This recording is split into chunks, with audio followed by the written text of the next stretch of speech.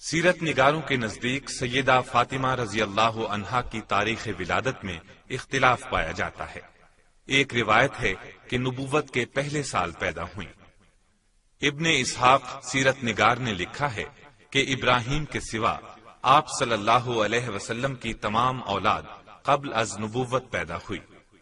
ابن جوزی نے لکھا ہے کہ بعثت سے 5 برس پہلے خانہ کعبہ کی تعمیر ہو رہی تھی کہ سیدہ فاطمہ رضی اللہ عنہا پیدا ہوئیں۔ بعض روایتوں میں ہے کہ نبوت سے تقریباً 1 سال پہلے پیدا ہوئیں۔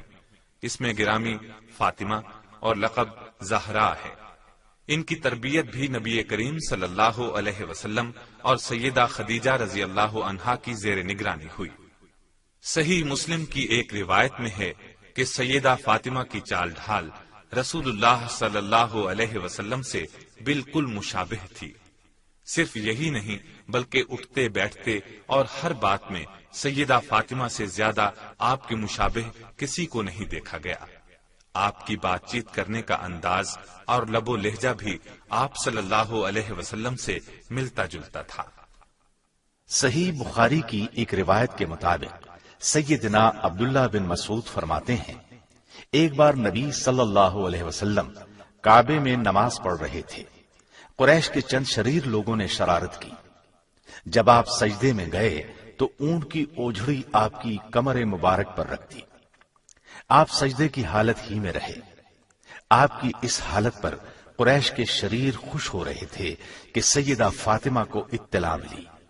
آپ کا بچپن تھا، فوراً وہاں پہنچی، اس بوجھ کو آپ کی کمر پر سے اتارا اور ناراضی کا اظہار فرمایا۔ آپ نماز سے فارغ ہوئے تو ان بدطینتوں کے حق میں بد دعا فرمائی، وہ قبول ہوئی اور ان میں سے بیشتر غزوہ بدر میں مارے گئے۔ پھر مدینے کی طرف ہجرت ہوئی۔ نبی کریم صلی اللہ علیہ وسلم نے پہلے خود ہجرت فرمائی، اپنے گھر کے افراد کو بعد میں مدینے بلوایا۔ 2 ہجری میں غزوہ بدر پیش آیا۔ اس سے فارغ ہونے کے بعد آپ نے سیدہ فاطمہ رضی اللہ عنہا کے نکاح کا ارادہ فرمایا۔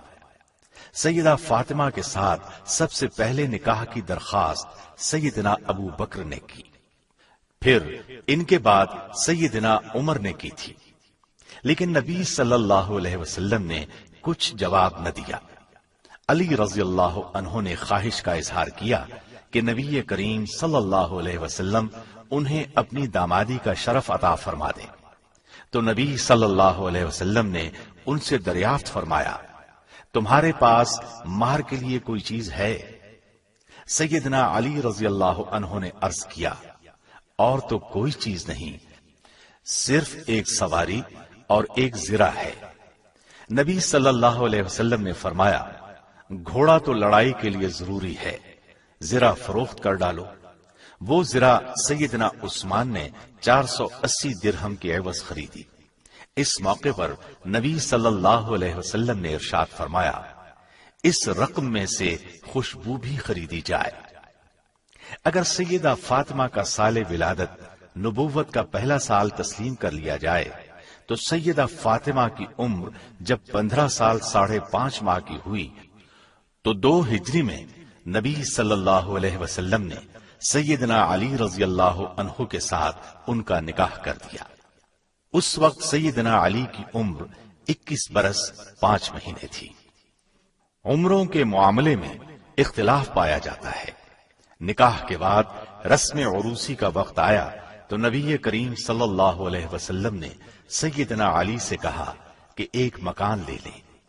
چنانچہ حارث بن نعمان کا مکان حاصل کیا گیا اور سیدنا علی نے سیدنا فاطمہ کے ساتھ اس میں قیام کیا۔ شادی کے موقع پر نبی کریم صلی اللہ علیہ وسلم نے اپنی بیٹی کے جہیز کے لیے جو سامان تیار کیا اس کی تفصیل یہ ہے، ایک پلنگ اور ایک بستر دیا۔ اصحابہ میں لکھا ہے کہ ایک چادر، 2 چکیاں اور ایک مشک بھی دی، اور یہ عجیب اتفاق ہے کہ یہی 2 چیزیں عمر بھر ان کی رفیق رہیں۔ سرور انبیاء کی سب سے چھوٹی اور چہیتی بیٹی کی ضروریات زندگی کو پورا کرنے کے لیے گویا کل سامان یہی تھا۔ یہ چیزیں زبان حال سے پکار پکار کر دنیا والوں سے کہہ رہی تھیں، دنیا والوں، اصل چیز تو فکر آخرت ہے، نہ کہ عیش و عشرت کے سامان۔ یہ زندگی بھی عارضی ہے اور دنیا کی ہر چیز بھی، اصل عیش تو آخرت کی عیش ہے۔ یہ ابتدائی مراحل طے ہو گئے تو نبی صلی اللہ علیہ وسلم نے سیدہ فاطمہ رضی اللہ عنہا کا نکاح سیدنا علی رضی اللہ عنہ سے کر دیا۔ 400 درہم مہر مقرر فرمایا۔ اس نکاح میں سیدنا ابو بکر صدیق، سیدنا عمر فاروق اور سیدنا عثمان غنی رضی اللہ عنہم شریک تھے، اور یہ حضرات اس نکاح کے گواہ تھے۔ نکاح کی یہ تقریب سادگی کا اعلیٰ نمونہ تھی، اس میں کسی قسم کا کوئی تکلف نہیں برتا گیا۔ نکاح کے بعد سیدہ فاطمہ رضی اللہ عنہا کو سیدہ ام ایمن کے ساتھ سیدنا علی کے گھر روانہ فرمایا۔ سیدہ فاطمہ پیدل چل کر وہاں گئیں، کوئی ڈولی اور سواری وغیرہ نہیں تھی۔ نبی صلی اللہ علیہ وسلم نے خانگی معاملات اس طرح تقسیم فرمائے کہ سیدہ فاطمہ رضی اللہ عنہا اندرون خانہ سارا کام انجام دیں گی اور علی المرتضیٰ بیرون خانہ تمام کام انجام دیں گے۔ اس سلسلے میں مشہور واقعہ ہے کہ ایک مرتبہ فتوحات کے بعد کچھ غلام نبی صلی اللہ علیہ وسلم کے پاس آئے تو سیدنا علی نے سیدہ فاطمہ کو مشورہ دیا کہ وہ نبی کریم صلی اللہ علیہ وسلم کی خدمت میں حاضر ہو کر ایک غلام مانگ لے تاکہ وہ گھر کے کام کاج کر دیا کرے۔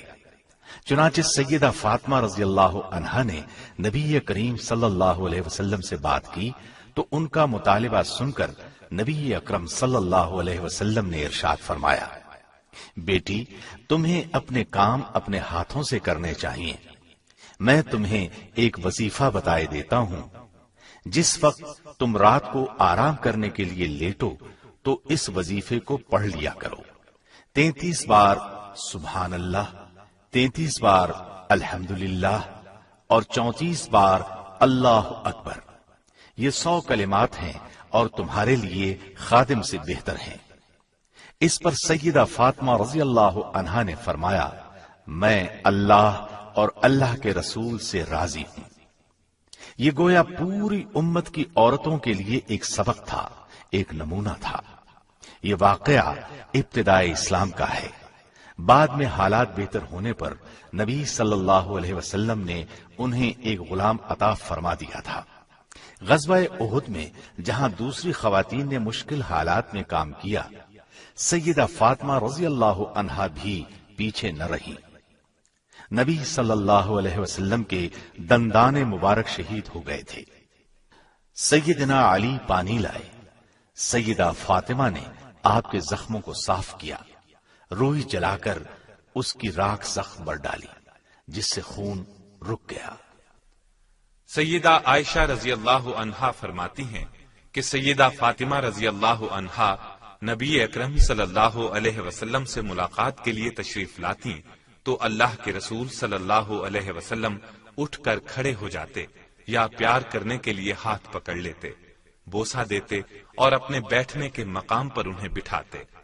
اس طرح جب نبی کریم صلی اللہ علیہ وسلم سیدہ فاطمہ کے ہاں تشریف لے جاتے تو سیدہ فاطمہ احتراماً کھڑی ہو جاتی، آپ کے دست مبارک کو چوم لیتی اور اپنی نشست پر آپ کو بٹھاتی۔ ایک بار سیدہ فاطمہ رضی اللہ عنہا نے نبی کریم صلی اللہ علیہ وسلم کو کھانے کی دعوت دی۔ آپ تشریف لائے، گھر میں ایک منقش پردہ لٹکا نظر آیا، اس پر تصاویر بھی تھیں۔ آپ دروازے ہی پر کھڑے ہو گئے، اندر تشریف نہ لائے، پھر واپس جانے لگے۔ سیدہ فاطمہ باہر نکل کر آپ کے پیچھے لپکی اور واپس جانے کی وجہ پوچھی تو آپ نے فرمایا، نبی کے لیے یہ مناسب نہیں کہ ایسے مکان میں داخل ہو جو مزین اور منقش کیا گیا ہو۔ صحیح مسلم کی ایک روایت کے مطابق ایک مرتبہ ازواج مطہرات نے سیدہ فاطمہ رضی اللہ عنہا کو ایک کام کے لیے رسول اللہ صلی اللہ علیہ وسلم کے پاس بھیجا۔ اس وقت آپ سیدہ عائشہ کے گھر میں تھے۔ اس کام کے متعلق بات ہو گئی تو آپ نے سیدہ فاطمہ رضی اللہ عنہا سے فرمایا، اے میری بیٹی، جو مجھے محبوب ہو کیا وہ تجھے محبوب نہیں؟ سیدہ فاطمہ نے عرض کیا، جو آپ کو محبوب ہے وہ مجھے بھی محبوب ہے۔ اس پر آپ نے ارشاد فرمایا، عائشہ مجھے محبوب ہے، تم بھی انہیں محبوب رکھنا۔ مطلب یہ ہوا کہ جسے سید المرسلین محبوب جانے، امت کو بھی چاہیے کہ اسے محبوب رکھیں۔ فتح مکہ کے بعد سیدنا علی رضی اللہ عنہ نے ابو جہل کی لڑکی جمیلہ سے نکاح کا ارادہ کیا۔ اس بات کی اطلاع سیدہ فاطمہ رضی اللہ عنہا کو ہوئی تو شدید رنج کا احساس ہوا۔ یہ قدرتی بات تھی۔ ناراض ہو کر نبی صلی اللہ علیہ وسلم کی خدمت میں تشریف لے گئی اور یہ بات آپ کو بھی بتائی۔ آپ نے ان کی بات سن کر لوگوں کو ایک خطبہ دیا۔ اس میں ارشاد فرمایا، فاطمہ میرے جسم کا ٹکڑا ہے، جو چیز فاطمہ کو بری لگے وہ مجھے بھی ناپسند ہے۔ پھر آپ نے فرمایا، میں اپنی طرف سے حلال کو حرام نہیں کرتا اور نہ کسی حرام کو حلال کرتا ہوں، لیکن اللہ کی قسم، اللہ کے رسول کی بیٹی اور اللہ کے دشمن کی بیٹی ایک شخص کے نکاح میں جمع نہیں ہوں گی۔ جب ناراضی کی یہ صورت واضح ہوئی تو سیدنا علی نے ابو جہل کی بیٹی سے نکاح کا ارادہ ترک کر دیا۔ ایک مرتبہ اور بھی سیدنا علی کی سیدہ فاطمہ سے ناراضی ہوئی۔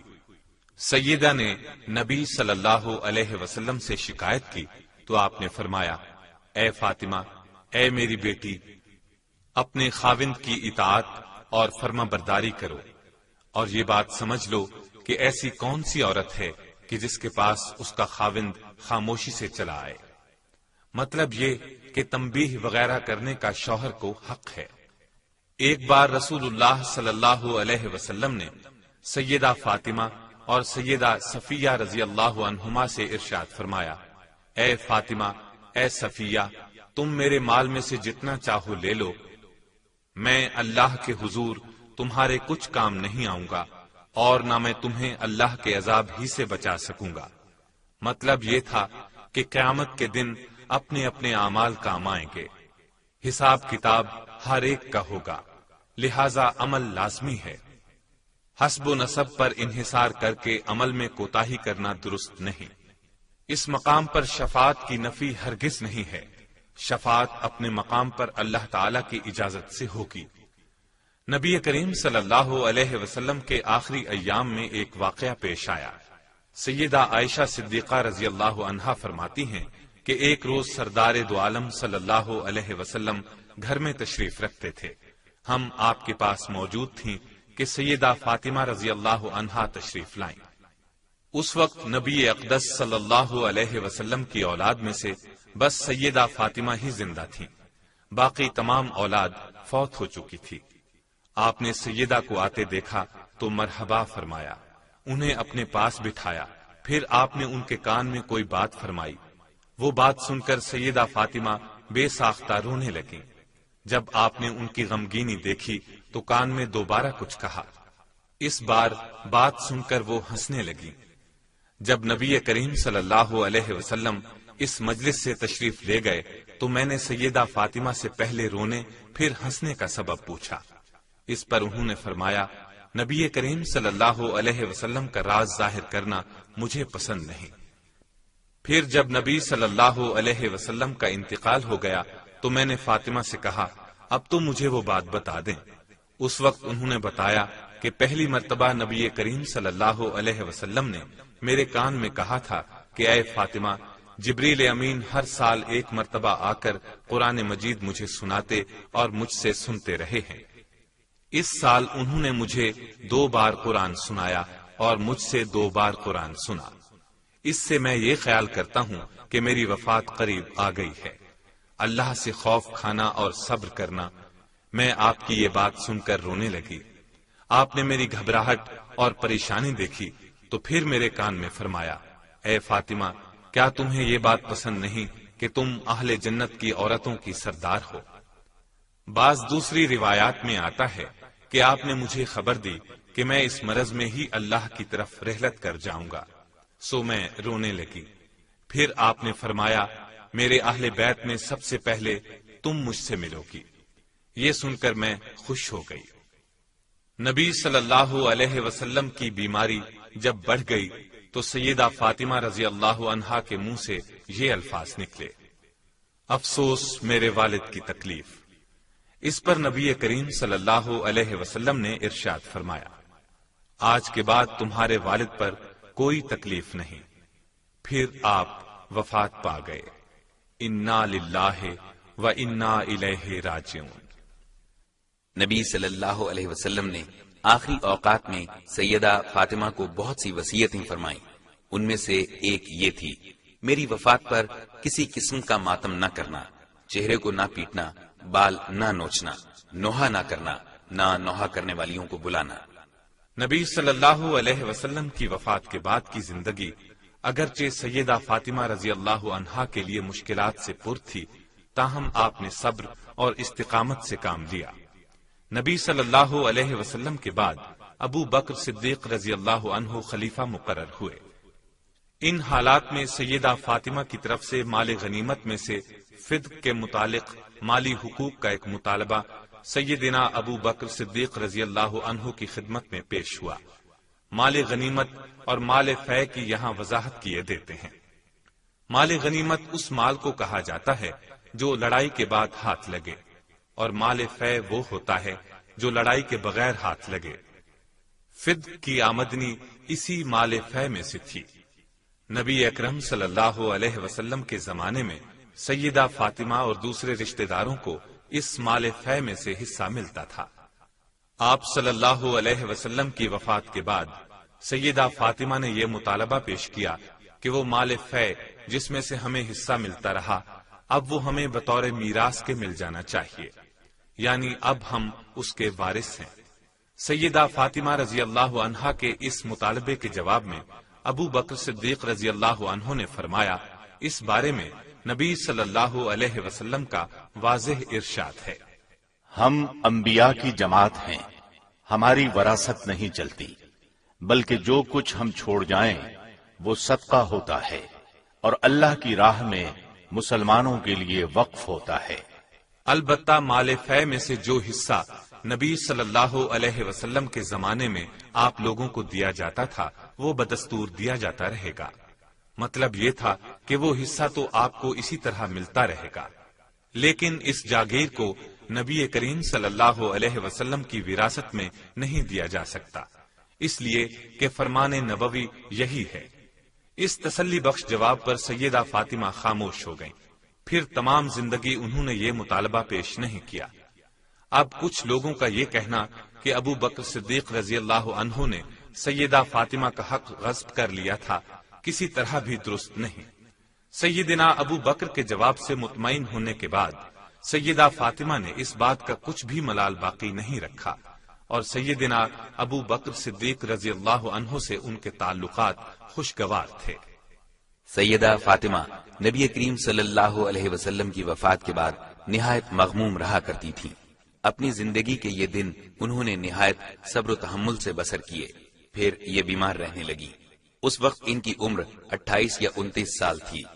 صدیق اکبر رضی اللہ عنہ کی زوجہ محترمہ اسماء بنت امیس رضی اللہ عنہا ان کی تیمار داری کیا کرتی۔ اس دوران میں سیدنا ابو بکر اور سیدنا عمر رضی اللہ عنہما برابر ان کی بیمار پرسی کرتے رہے۔ نبی کریم صلی اللہ علیہ وسلم کی وفات کے بعد صرف 6 ماہ زندہ رہیں، پھر چند روز بیمار رہیں۔ آخر 3 رمضان المبارک 11 ہجری منگل کی شب میں انتقال کر گئیں۔ انا للہ و انا الیہ راجعون۔ سیدہ فاطمہ نبی صلی اللہ علیہ وسلم کی آخری اولاد تھیں۔ وفات سے پہلے انہوں نے اپنے خامند سیدنا علی رضی اللہ عنہ کو وصیت فرمائی۔ اس وصیت کے الفاظ یہ تھے، میرے بعد آپ امامہ رضی اللہ عنہا سے شادی کر لیجیے گا۔ امامہ ان کی بڑی بہن سیدہ زینب رضی اللہ عنہا کی صاحبزادی تھی، گویا سیدہ کی سگی بھانجی تھی۔ چنانچہ سیدہ فاطمہ کی وفات کے بعد سیدنا علی نے امامہ سے نکاح کیا۔ سیدہ فاطمہ رضی اللہ عنہا کے انتقال نے ایک بار پھر غم کی لہر دوڑا دی۔ نبی صلی اللہ علیہ وسلم کی جدائی کا غم پھر سے تازہ کر دیا۔ صحابہ کرام کے رنج و غم کی انتہا نہ رہی۔ سیدہ فاطمہ کا انتقال مغرب اور عشاء کے درمیان ہوا۔ انہوں نے ابو بکر صدیق کی زوجہ محترمہ کو وصیت کی تھی کہ وہ انہیں غسل دیں۔ چنانچہ اسماء بنت امیس رضی اللہ عنہا نے ان کے غسل کا انتظام فرمایا۔ غسل اور کفن کے بعد جنازے کا مسئلہ پیش آیا۔ اس موقع پر خلیفہ اول سیدنا ابو بکر صدیق، سیدنا عمر فاروق اور دیگر اصحاب رضی اللہ عنہم جو اس موقع پر موجود تھے تشریف لائے۔ سیدنا علی المرتضیٰ کو دیکھ کر ابو بکر صدیق رضی اللہ عنہ نے ان سے فرمایا، آپ آگے تشریف لائیں اور جنازہ پڑھائیں۔ اس پر سیدنا علی رضی اللہ عنہ نے جواب میں فرمایا، آپ خلیفۃ الرسول ہیں، آپ کی موجودگی میں جنازہ کیسے پڑھا سکتا ہوں؟ جنازہ پڑھانا آپ ہی کا حق ہے، آگے تشریف لائیں اور جنازہ پڑھائیں۔ چنانچہ سیدنا ابو بکر صدیق رضی اللہ عنہ نے نماز جنازہ پڑھائی۔ نماز جنازہ کے بعد سیدہ فاطمہ رضی اللہ عنہا کو جنت البقیع میں دفن کیا گیا۔ سیدہ فاطمہ سیدنا علی کی پہلی زوجہ محترمہ تھیں۔ ان کی زندگی میں سیدنا علی نے دوسری شادی نہیں کی۔ سیدہ فاطمہ کے ہاں 5 بچے پیدا ہوئے، حسن، حسین، محسن، ام کلثوم اور زینب رضی اللہ عنہم۔ محسن کا بچپن ہی میں انتقال ہو گیا تھا۔ یہاں یہ بات بھی قابل غور ہے کہ سیدہ نے اپنی صاحبزادیوں کے نام اپنی بڑی بہنوں کے نام پر رکھے۔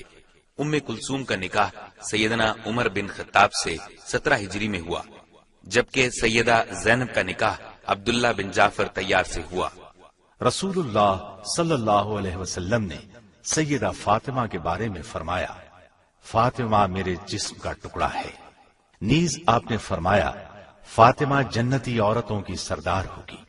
ایک روایت کے الفاظ یہ ہیں، جس نے فاطمہ کو ناراض کیا اس نے مجھے ناراض کیا۔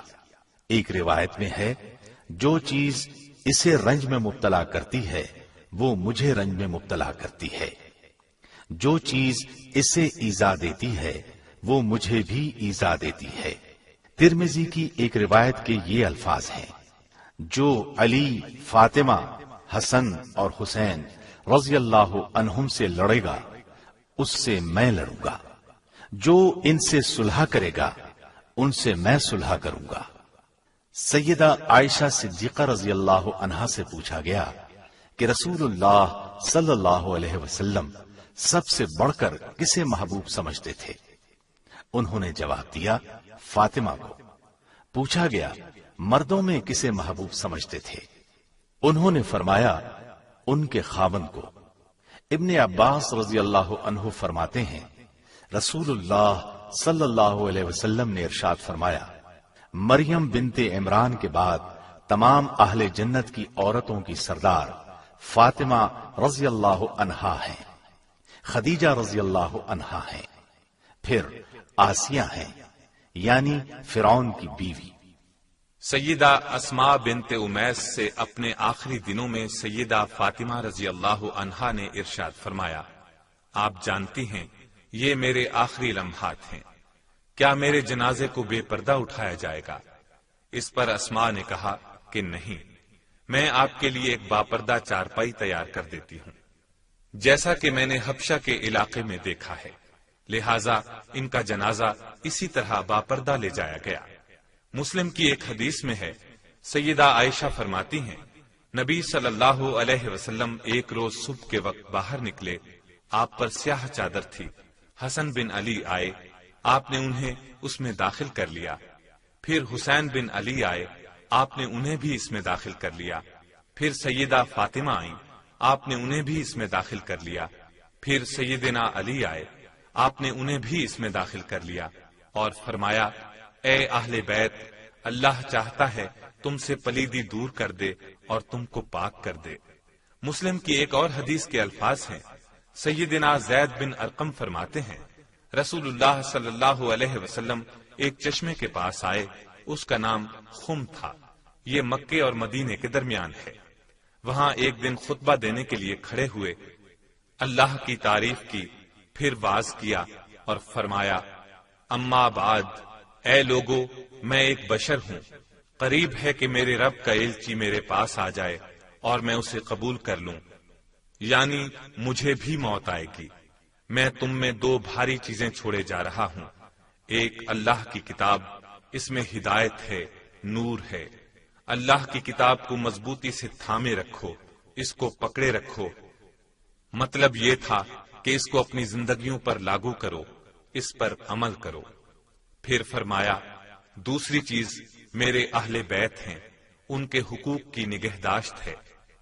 سیدہ فاطمہ رضی اللہ عنہا پر اللہ تعالی کی ہزارہا رحمتیں نازل ہوں۔